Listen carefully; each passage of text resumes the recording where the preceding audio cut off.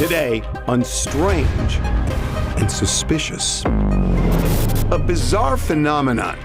Patients who come out of a coma sometimes emerge speaking a new language. Almost all of them had previously been exposed to that language they started speaking. So it was a 16-year-old boy, and apparently he was exposed to Spanish, but he was only exposed to some key phrases. It's kind of miraculous to see somebody who's waking up and is fluent, even if they say, yes, maybe I was exposed to the language, but I don't actually know the language.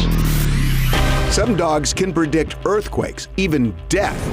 Is there such a thing as animal psychics? There are animals that can detect cancer before it's even detectable in a test. They can smell things you can't, hear things you can't. But they don't react every time they smell something. There's something that's triggering them. It feels like it's a threat. The animal is like, if this progresses, I may lose you. So they see a threat and they're trying to neutralize that threat. Are these 1,000-year-old mummies aliens? Or is it one big fraud? There is some science here that's troubling. There were scientists who tested the DNA. They found that over 30% of the specimen's DNA is unknown. Social media is abuzz. Billie Eilish is the reincarnation of Kurt Cobain. Both of these guys are the cultural voice of their generation. I think Kurt Cobain's death has been so unresolved that people don't want to put it to rest. They both know what it's like to be lonely at the top. They both know what it's like to be huge hits, but that doesn't mean that she is him. This blows my mind. That people who go into a coma can come out speaking a totally different language, and not even a language that they had necessarily mastered before they went into the coma. Yeah, I think it's really crazy. And a lot of this happened, their comas came from head trauma. So I'm always asking, like, where on their head were they hit? And like, what parts of your brain bring up language? I mean, your brain is controlled by language, and they have studies where different languages influence you in different ways. There's a study that was done in Australia where they had a local tribe go through a maze, and without being able to see left or right, they asked, which direction are you facing? And they always knew northeast, southwest. And then you put an English speaker through, they have no idea because our orientation is through left and right.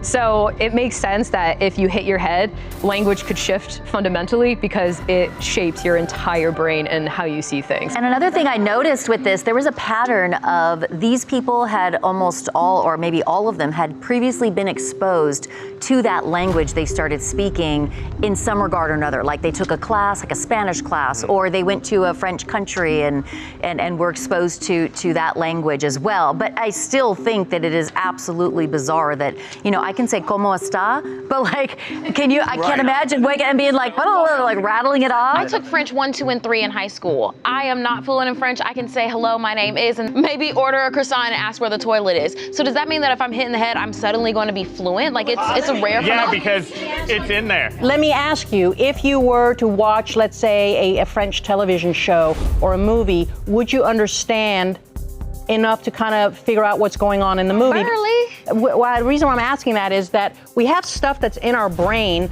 but we cannot retrieve it. And a case in point, when we're speaking about language, I can sit and I can understand stuff in French, but I can't speak it, which means that I know the vocabulary, but my brain, I haven't mastered it so that I can actually retrieve it and then, you know, produce it, but I can understand it. We've recorded it. Yeah, so my brain has recorded it. You know what's really cool? Have you ever watched like stage hypnosis where somebody is hypnotized and says, okay, come out and sing this song, right?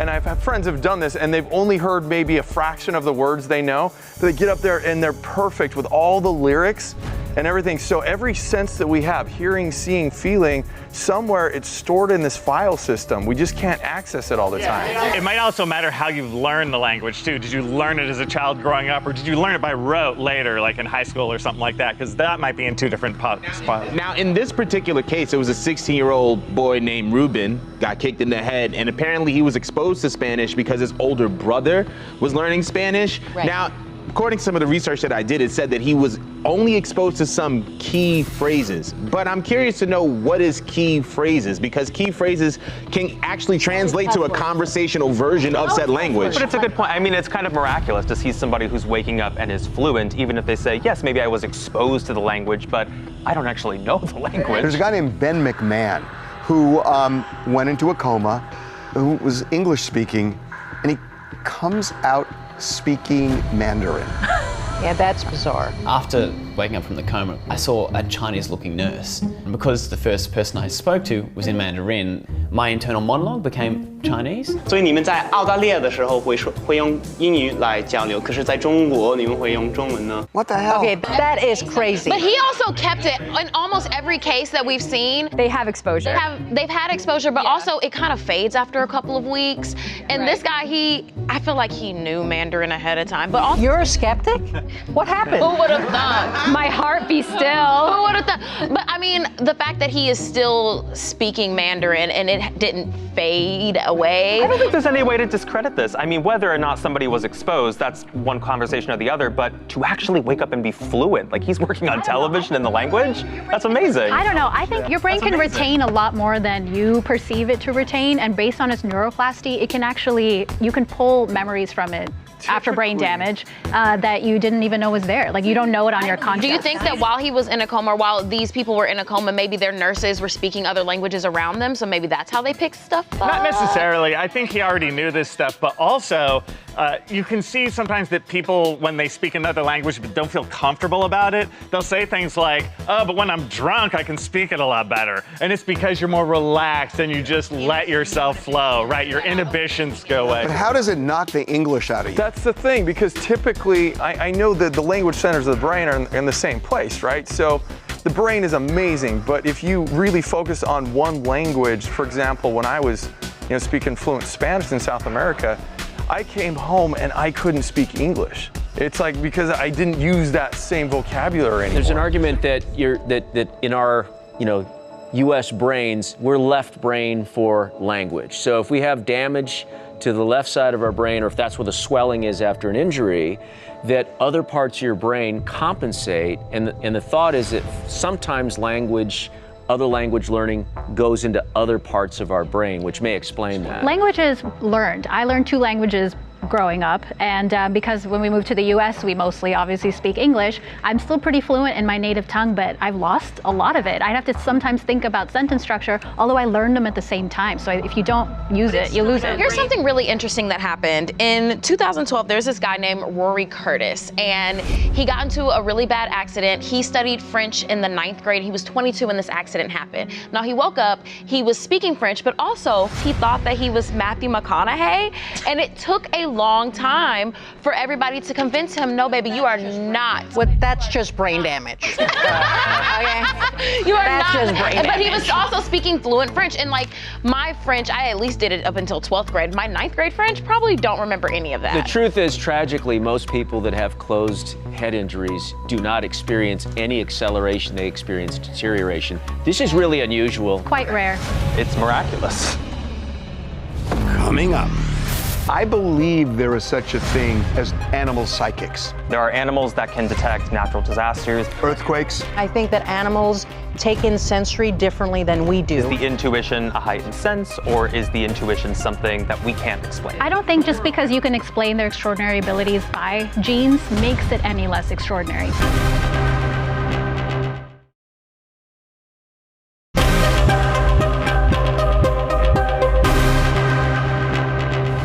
I'm a dog person, and I have seen over the years my dogs key into things that I'm oblivious to, and I believe there is such a thing as animal psychics. I really do, where they can see things that humans can't. Well, it's not even really a new theory. This stretches back like hundreds of years, right? The idea that animals can somehow be more intuitive than people.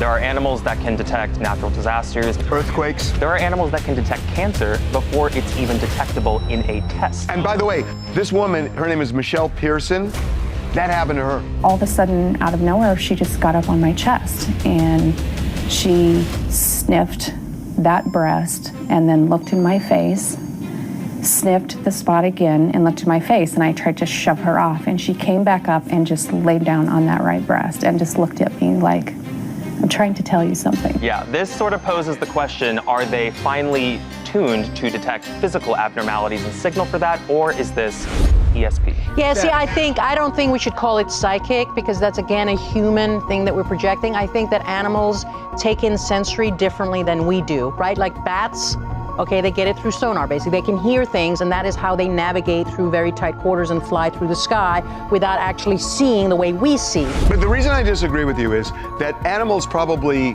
take in a lot, but they don't necessarily react to everything. They react to certain things. And if they're reacting to certain things but not other things, there's something that's triggering them. Like it's a threat. Like in that case, the animal is like, if this progresses, I may lose you. So they see a threat and they're trying to neutralize that threat. That's going into psychic territory as far as I'm concerned. Smelling, you know, they can smell and they can hear, right? They can smell things you can't, hear things you can't. I know, but they don't react every time they smell something. Something that's out of the norm. I mean, that is why we use dogs, scent dogs, because they're getting trained that anything that is out of the norm, what you normally smell, whether it's an explosive, whether it's a narcotic, whether it's something else. So something decaying inside of or it? something decaying. That's a little more tangible is the thing. Like a cancer diagnosis is something physically tangible inside of you. The thing that threw this off for me was the idea that there was a cat that could go into a retirement home and it could sniff out when somebody was about to die. Usually anywhere from 2 to 4 hours before somebody might expire, he enters the room and he'll jump into bed with the resident and curl up next to them. Oftentimes he'll purr. How many times has he done this? Figured that it was about 25 times over the course of the last year and a half. Has he ever been wrong? He's very accurate. That is weird. That also has a smell, though. Really? Yes. When I was growing up, my mom worked at a rehabilitation center, and most of those people weren't going to make it. And they used to call her the hospital cat because she could smell within 3 days. She said it was a very specific scent. It smells like rot. And animals have different senses. Like, look at sharks that can actually detect blood in the water, right? That's something we could never do or many other animals can't do, but they can, right? So I think every species has their way of taking in sensors, things, and some are really good at some things and others are better at other things. And that is very mysterious to us, you know, so we're going to explain it in that way. How do we explain certain animals, for example, that it's not just a couple minutes before the earthquake? You know, like 2004 tsunami in Asia, where all the elephants stampeded, they broke their chains and ran to the hills. If it's not that, like days ahead, some animals are able to sense things. There are dogs that have detected earthquakes 24 hours in advance. So yeah, maybe there is some movement, but it's pretty spectacular that 24 hours before that they can feel something that seismologists can't. And to be fair, our data on this is pretty limited because we have to be able to get a dog, study them within the 24 hours of an earthquake that we don't even know is coming. I mean, and that is a challenge to get inside the brain of another animal to figure out how they see the world. We don't even know how our brains work. My mom, when she went through cancer treatment, my dog didn't know she was going through treatment, but from the very day she started, he followed her from room to room and never left her side until she went to remission, and then he went back to his normal behavior. Because we know that dogs have special, you know, talents for their in terms of their ability to smell. Their sense of smell is so good. We have been very close with dogs for thousands of years. It's like 40,000 years or something like that. We've domesticated dogs way before any other creature. So we've actually co-evolved with dogs a little bit. And they are emotional, right? I mean, they are emotional beings. When you look at certain, again, higher life forms like dogs, like cats, whatever, they're emotional. Totally. So they get attached, they feel hurt, they feel jealousy. They protect us. And yeah, because they feel love and they feel loyalty to us. Those are emotions. So it's a conversation, is the intuition a heightened sense, or is the intuition something that we can't explain? I don't think just because you can explain their extraordinary abilities by genes makes it any less extraordinary. They're just different from us. Coming up, in Mexico, there was a big unveiling of these officials said were 1,000-year-old mummies. They say were not human and never human. The working theory, at least at this unveiling, was these could be aliens. We need to look at each case by case because there were scientists who tested the DNA. What do they say they are?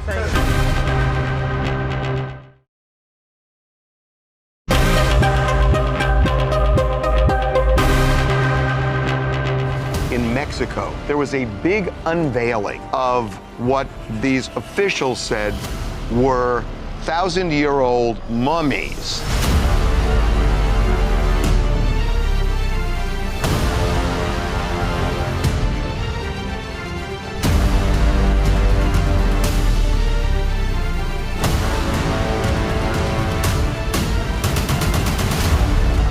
That they say were not human and never human. And the working theory, at least at this unveiling, was these could be aliens. It sounds crazy, but there is some science here that's troubling to posit that these are human remains. It's something to seriously consider, though, because I think they found that over 30% of the specimen's DNA is unknown. Now, if it was a little bit of a shorter percentage than that, I'll be like, okay, maybe it's not likely. But 30% is a large sample of DNA, you know, for an unknown species. The first thing you have to understand is that Jaime Maussan, to put it lightly, he's like the Barnum and Bailey of the Latin community. Right? I have never known him to personally hoax something, but he will promote a hoax. He will take that hoax and knowing that it's a hoax, just keep talking about it and putting it out there. So he's a grandstander. Oh, absolutely. He doesn't care really if it's real or not, but we need to look at each case by case because there were scientists who tested the DNA. What do they say they are? These are actually, they are real people. These are mummies that are like 1,500 years old. So what's happened is they have been illegally looted out of Peru, because we do have to remember this is shown in Mexico, but it's from Peru. So they are illegally looted in Peru. This is your field. How do you explain 30% DNA can't be accounted for? It can just have a like negative reading. Like, oh, 30% of it's plastic. And so we looked for the DNA and gee, we got a 0 reading. What is the other 70% made of in most of these? Like, are there any, like, is it a raccoon? Oh yeah, it depends. They'll use different animals. It just depends. Oh, we'll put some chicken bones in here. It's whatever looks good. It's Ripley's Believe It or Not, right? It is, but since it's an actual ancient human that's like 1,500 years old, if you carbon-14 date it, it will date to 1,500 years old. But there's some theories that humans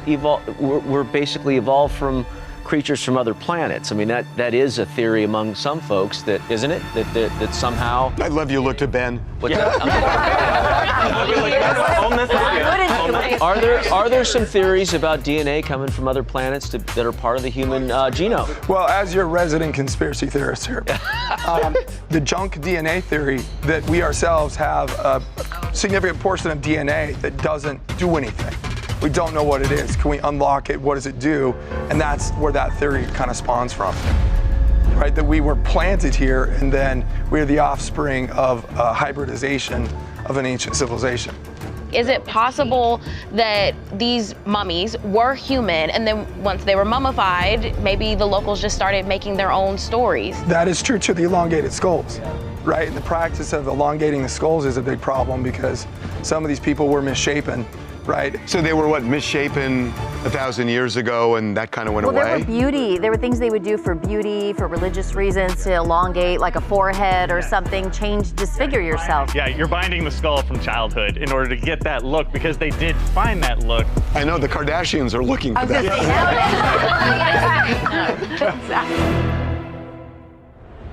Coming up. One of the wackiest things I have heard, a connection between Billie Eilish and Kurt Cobain. TikTok has gone off the deep end, saying that apparently Billie Eilish is now the new reincarnation of Kurt Cobain. They're very similar. They both know what it's like to be lonely at the top. They both know what it's like to be huge hits. She has performed his music before. Just because you have similar experiences doesn't mean that you are the second version of this person or of this spirit.